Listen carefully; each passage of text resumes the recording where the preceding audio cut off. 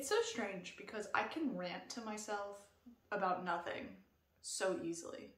Just like talking to myself, pretend I'm, you pretend that you're talking to a studio audience. The second you put the camera on you, it's like nothing. I have absolutely nothing to say. But I'm gonna try anyway. So I have an idea to post on my YouTube channel about my books, specifically my first book. I'm currently working on about 7 others because I can't stay focused. I hope to have one out by the end of the year, but we'll see. So this book came out around this time last year, and I just wanted to talk about it a little bit, talk about the process of self-publishing your first book and like the things that come with it, as like a little bit of a sales pitch. So first things first, most people don't immediately choose to be indie authors. Usually they try to go the traditional publishing route and find some agent or some publisher, but that's really, really hard. The industry is oversaturated, it's full of nepotism, it's very difficult to do, right? And it's highly competitive, just en masse. There are a lot of talented writers out there. There are also a lot of what I would call gatekeepers who don't recognize talent. That's just my opinion. Other people might disagree. But I noticed this when I was in college studying creative writing, that a lot of times I would think a story is really, really fantastic, and the other people in the room wouldn't like it. And so a lot of writing is about taste, and different tastes are more prevalent, and also different tastes sell better, right? So like originally this book is very kid-friendly. There's one F-bomb in it, PG-13 rules. But a lot of books right now that are popular are very sex-focused or very dark or edgy, and this book, though it's quite sad and like deep emotionally, it's not, there's no sex scenes in it or anything like that. So it immediately, and it's not primarily a romance, there is some romance in it, but it's not primarily a romance, which immediately are kind of digs on it in terms of popularity and ability to sell. I think that it's good regardless. I think some stories are meant to be told certain ways, but it's one of those things where I couldn't get anybody interested or any agent interested in pushing my book because there's a joke that one of my professors told me in school, and he told me, if you want to get published, you either need $1 million, 1 million followers, or you need to know someone in the industry. I thought that was pretty funny. But so I came across indie publishing. I did a lot of research into it to make sure that it was, safe and legit. But I thought it was a good option for me because it was a chance for me to get my book out there for people to look at. There are, of course, downsides, one being all the financial input is yours. So I had to either pay someone to make the cover or I had to do it myself. I opted to learn how to do it myself, and I think it turned out okay, There are some stylistic things that people would be like, oh, well, other books don't look like that, but I like how it looks. I like my purple stripe, and I like, the pretty picture on the front. That's kind of like a painting. So, and then the other thing is I hired an editor. Actually, I had 2 editors look through it, but because of the nature of indie publishing and also like my own issues with spelling and grammar, there are still typos in this book, and I know that. And I do intend one day to publish like a second version that's really polished, but at the time I could only afford so much editing, right? If I became like a big indie author where lots of people read my books and I actually made a full-time living off of it, I could afford to hire multiple editors, make sure the books were perfect, but at this stage you can't really do that. And I think if you are somebody who supports indie authors, that's something that you're used to. If not, then I would say suck it up. Because it's just one of those things where I have fewer resources, which is just true. And if you want something a little more original, that's probably something you're gonna have to put up with. That's my opinion. I don't mind typos, but I'm also dyslexic. So when I'm reading a book, I don't even notice those kinds of things. So that's why I don't mind it. But I know some people really do. I don't really understand why, because it's not me. So, this is my hardcover, by the way. This is new. Amazon just started doing hardcovers. This is mostly going to be a rant about how I feel, because I don't really know how to plan anything that isn't a plot of a novel. So Amazon's the best choice for self-publishing just because of the reach. I really enjoy the fact that I can just say, yeah, my book's available on Amazon, a site most people have used and are familiar with, and also it helps people who I may not even know come across my book. I run ads on Amazon as well. You know, not a ton of money in it, and it's really hard to run ads because that's also an oversaturated market. You know, I sell a few books a month and I feel good. What they say though, people who actually like make a living selling books, is the best thing you can do to sell your first book is write a second. So I'm taking that relatively seriously, and I'm working on a lot of other books, though genre-wise they are much different from this one. I changed interest a little bit. This book is more of a modern take on 18th century literature, because I enjoy that period. And it's set in the 1900s. It's not set in, but like in terms of stylistically. It's very like poemy or airy, I guess. And like all characters are relevant and their perspectives kind of flow into the omniscient narrator.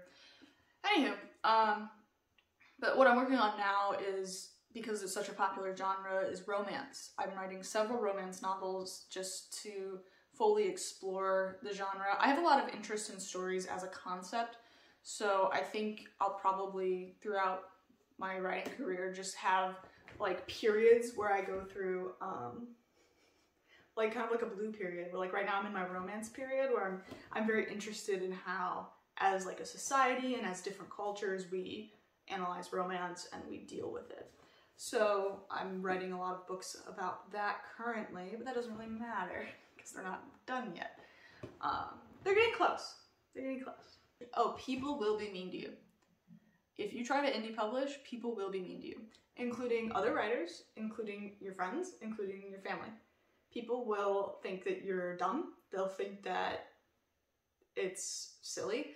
So it's kind of one of those things where if you do it as like a side thing, and like you're just kind of like, they'll be nice.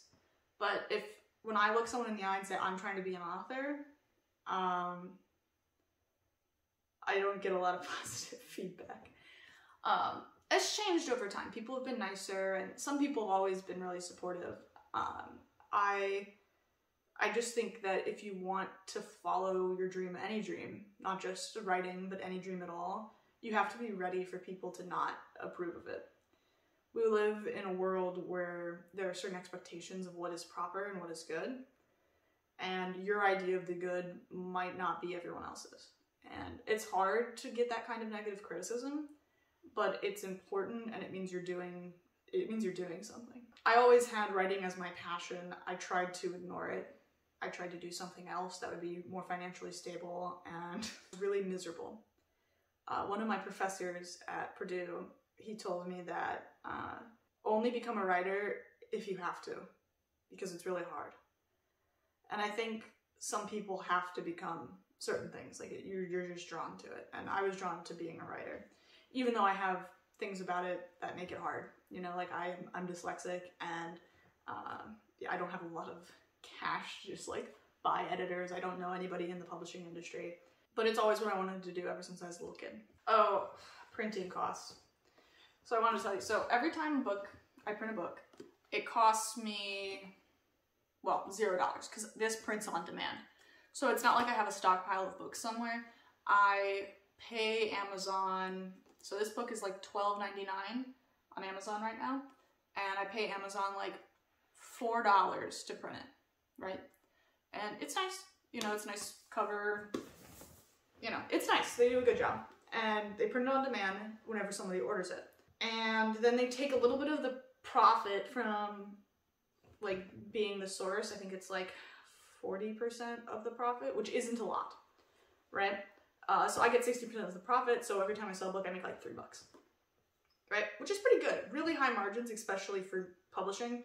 Usually first-time writers get maybe 10% of the profits after printing. I've wanted to make this video for a long time, but it is really hard to sit here and like tell you how I feel about it. I tried to apply to grad school last year. Oh, my dad's outside. I tried to apply to grad school last year. I did not get in. I'm not sure why I didn't get in. You know, I had pretty good recommendation letters. I thought I had a good story concept. I have experience teaching. I thought I was a good option, but I didn't get in. These things are very competitive. I tried not to take it to heart about what it means about my writing, but it did make me realize I needed to go on a different path to become the best writer I could be. And I think that's important to clarify. Because just because you don't get good feedback doesn't necessarily mean you're bad. So I got that kind of feedback. I didn't get into any grad schools. That very easily could have killed my dream. But I also had the positive feedback of my professors who would look at my work and just be like, this could be published now, based on like what it was. My poetry instructor, he really wanted me to write children's books because of my style of poetry. I haven't completely closed that door. I am interested in that. So it's one of those things where the world isn't based solely on skill. So just because you have a skill in something doesn't mean it'll work out well, at least not in the beginning. So I'm gonna try to keep working hard and participating in like the online writing community and trying to get people to at least try my books. I would say my stories, as a rule, are very plot heavy. Things happen in my stories and the pacing is rather quick because I don't love description. I can do it really well, but I don't like reading it personally. I like reading dialogue. I like it when things happen. I like action. I like things that keep my focus. So my books are usually relatively dialogue heavy. Some people think I should write for TV because of how I write, but I like writing books because it gives me an opportunity to say or do things that could be left to interpretation otherwise. What was I talking about? I can't even remember. It's one of those things too. I don't know if there are any writers here, but if you are a writer and you're working on multiple projects or even just one really in-depth project, you start losing your ability to think in the real world. So like inside my stories, everything is so clear and so easy and so automatic because it's where I spend a lot of my mental space.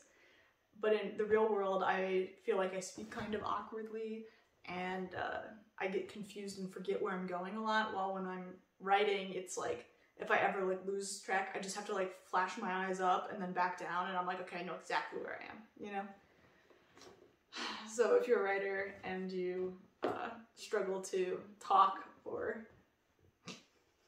remember what's going on, sound off, because that's a vibe. What else? I prefer the softcover, even though the hardcover is much more expensive and it's like a collector's kind of thing if you're like a hardcover person. This is new. They don't used to do hardcovers, but I like a good softcover because I like going like that to books. I like books with a little bit of magic in them. And not necessarily like magic, like, you know, Harry Potter magic where it like controls the world's narrative. I like magic that enhances already present themes in realistic stories. So in Let It Breathe, this book, the female protagonist Evelyn has magical abilities, but since she is a female in the 1900s, it's not that important to how the story goes, if that makes sense. Like, she can see the future, but do people listen to women back then? Not really. So it's how I personally like to enhance characters that would be traditionally nerfed. But I like to do it in a way that's kind of, I think it puts all my characters on a relatively even playing field. Not an evil playing field, an even playing field. Which gives the story a little bit more pizzazz. But I write some stories where the magic is very relevant to how the story ends. But this one, I don't really think, I think if I wrote this story and Evelyn didn't have, you know, superhuman abilities or magical powers, I think the story would go about the same. It just kind of enhances the feelings and the mood of the narration. I think it's a very good book. The reason I'm recording this today is yesterday I was at a store and a woman asked me what I did for a living. She asked if I went to school in the area because I look kind of young. And I said, no, I'm done with school, I'm a writer. And she asked me what I wrote. And it was one of those things where I don't think about this book very much anymore.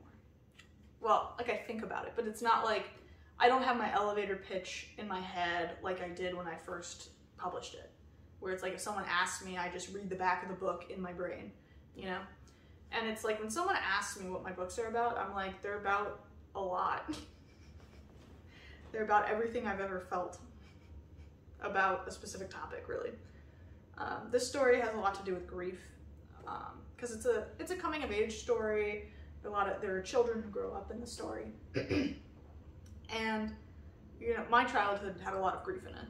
So I think that's why this ended up the way it did. And so I'm like talking to this lady about what my book's about, and like I can tell, like pretty easily I can tell people like the basics, where it's like, where is it set, what are the characters like, what's going on, you know, because that just like comes right out. But it's like when someone's like, what's your book about? It always like hurts. Like I can't explain it. Like whenever someone asks, I'm like, well, if you read it, you'd know, you know, because I don't know how to explain it, because the way in which I explained it is this book, you know what I mean? Like it took me 90,000 words to get this across. To pitch it to you in 30 seconds is very hard for me. I'm hoping that gets better with practice, but that's something else that is good to keep in mind. Well, right now I'm writing romance novels, and the concept that people I know are gonna read sex scenes that I wrote is a little bit unnerving. I haven't really gotten over that yet. I'll let you know how that goes. But yeah, so this is my book, Let It Breathe. If you want to check it out, I'll put the link in the description below. I think it's a good book. It's my first book, and it's like my baby, you know? I started working on this before I took a single creative writing class in college. I started working on it because I wasn't taking any English classes and I missed it so bad. Towards the end of writing it, I started taking a lot of classes, and so with the classes knowledge pretty much, I did go back in and edit it a little bit and fix it up to make it a little better. And that's one of the hard things is I hope I always get better as a writer. So when I look at this, I still read this and I'm like, wow, this is really good. But I hope the things I'm writing now are better, you know?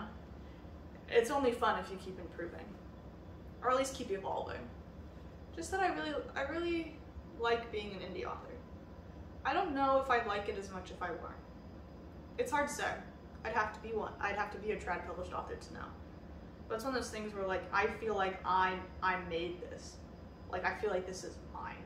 Like nobody really touched it except for me and I guess my editors, but I approve of all the edits, you know, like there's something special about that.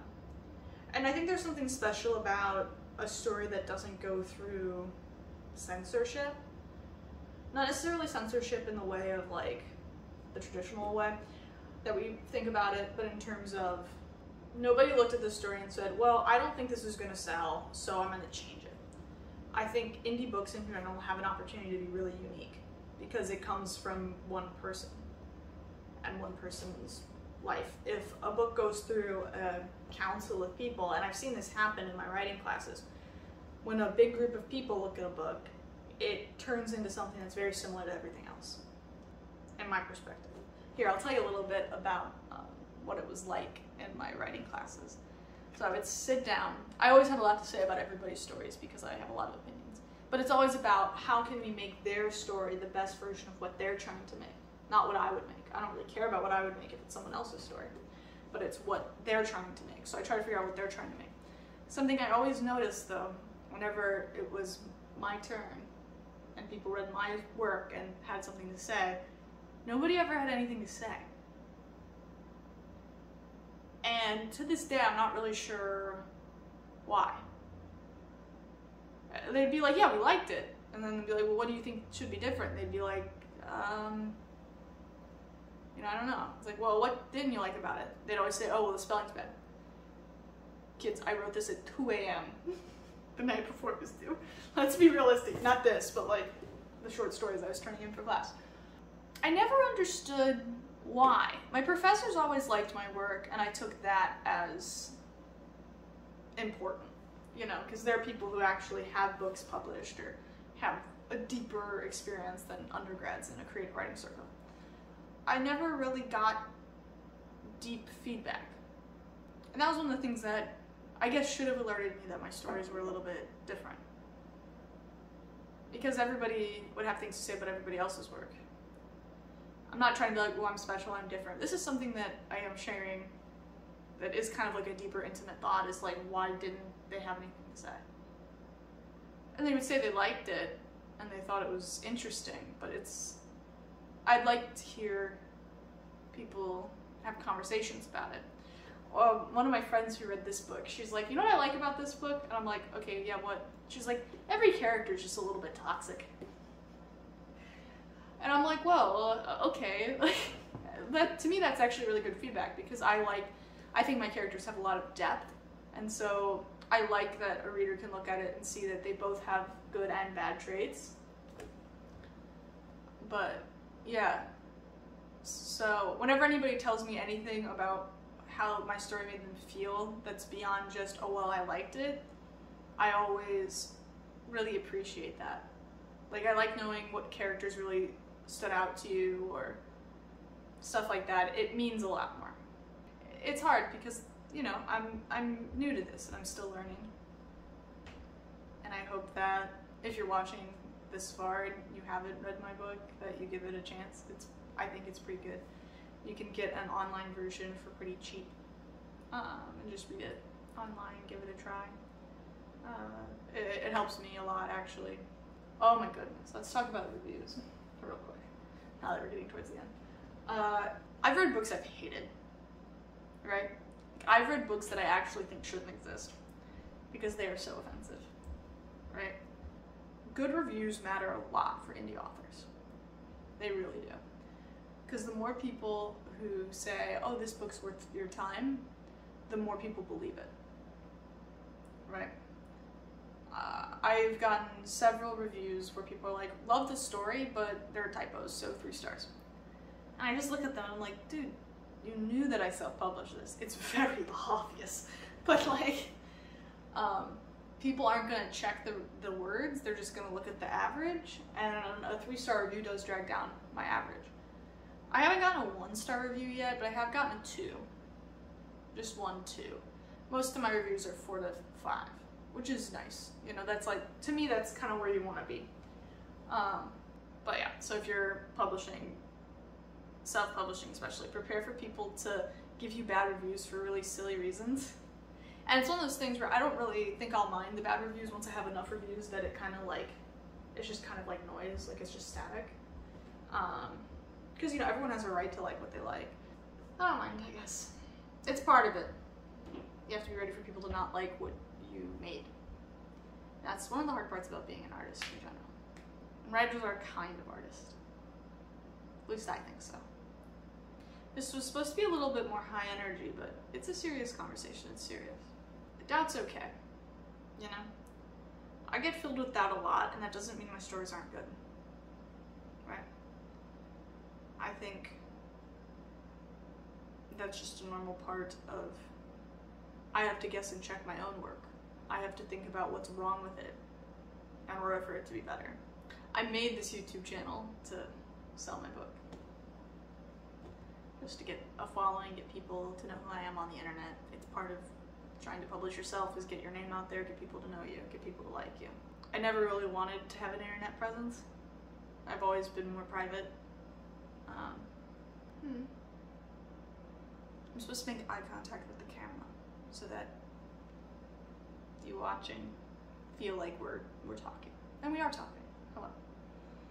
Feel free to comment in the comments if you want to talk back to me. I do always read them even if I don't respond. Though some comments I get are weird. But if you leave me a nice comment, I will read it. Or like, not a nice comment, but a thoughtful comment. Some people just ask to see my feet, and I'm like, interesting. Can you see my feet in this video? Maybe, I don't know. If you're here because I made cooking videos, sorry. I'll probably make another cooking video soon. I like to cook. But thanks for listening. Shamelessly promote my book, please buy it. Sales this month have actually been really low, the lowest they've ever been. And I'm kind of stressing about it because I'm like, oh no, now people don't talk about my book, it's just gonna fall into the pit, no one's ever gonna think about it again. But I ran an advertisement this morning that 8,000 people saw, and even if no one buys it, it makes me feel good that 8,000 people saw the cover of my book, you know? That means something to me. I guess that's it. Sorry I'm not as happy and peppy as I am in some of my other videos. It's serious, I'm talking about work. So that's my book. I think it's really nice. And I'm really glad that I live in this time where I can still publish it myself. Though if I lived in the 70s, it'd be really easy to get a publisher to do it. But, yeah, you can take what you can get. Anyway, thank you for watching. If you're into my depressing monologue content, let me know. Jesus. But yeah, I'll probably make another video in the next coming months about writing again, just to talk about my new story. I think it'll be, I don't even want to say the title yet. I think I know which one will finish first because it's only like, it's under 10,000 words away. And I've been editing it as I go, so it should be a pretty fast turnaround. It'll be a little shorter because it's romance. Romance tends to be shorter, but I'm excited. So thank you for listening. I hope you have a really good rest of your day and have some interesting thoughts along the way.